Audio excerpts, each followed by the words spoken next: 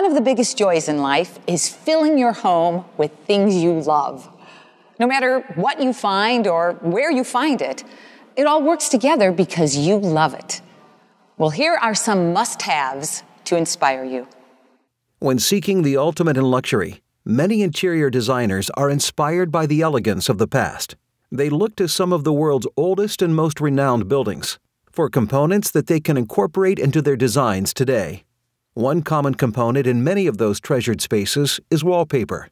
From its exclusive beginnings, supplying historic wall coverings for private commissions, to its current standing as an internationally renowned fabric and wallpaper house, Zoffany retains its commitment to the principles of quality, elegance, and heritage. Located in New York City's D&D building, its exquisite showroom marries the best of the past and the present.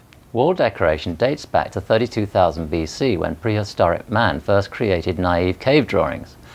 By 3000 BC, the Egyptians were using papyrus to create a type of parchment.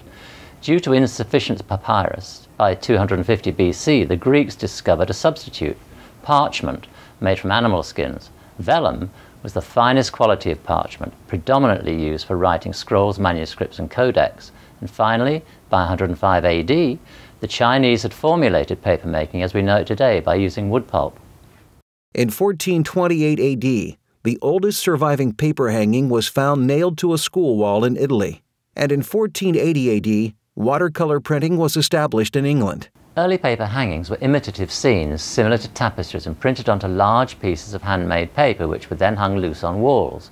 Yet it was Albrecht Dürer, the most famous illustrator and artist of the Northern European Renaissance, who created some of the finest ecclesiastical wall coverings of the early 16th century, whilst the earliest English wallpaper featured an ornamental motif printed on the back of a proclamation sheet in 1509 and was found on beams at Christ's College, Cambridge in 1911.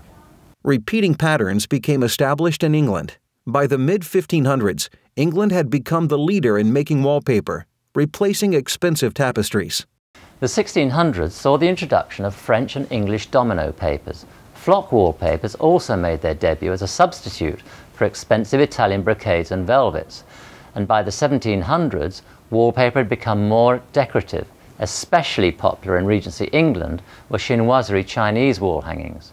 And by this time, it was custom for British American colonial bridegrooms to give their wives wedding presents comprising sets of imported English wallpapers.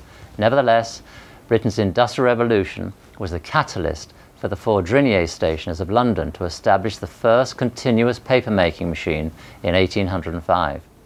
In 1813, the establishment of steam-powered printing presses in England saw the arrival of mass production.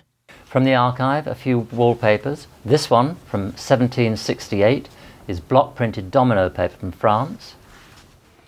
Another French wallpaper, embossed to simulate embroidery, from 1860. And of course, William Morris patent called Daisy, designed in 1865. And a spectacular Japanese leather wall hanging dating from 1880s. The sample room was transformed over the years to what it is today. Inspired by the wall coverings of the past, today's designs are created by using modern technology. Technology has stepped in and created products that include compounds that make them washable, longer lasting, pre-pasted and yet true to the designs, so companies can produce any style. And unlike the fresco paintings and handmade wallpapers of the past, today's coverings are very affordable. Whether they're looking to paper an entire room or to make a dramatic statement with a feature wall, designers have a vast collection of luxurious textures, patterns, and styles from which to choose. Wallpapers have made a big comeback in recent years. With so many patterns and textures to choose from, there's something for everyone. Wallpaper brings a personality to a room in a way painted walls do not. High impact can be created with large patterns and textures.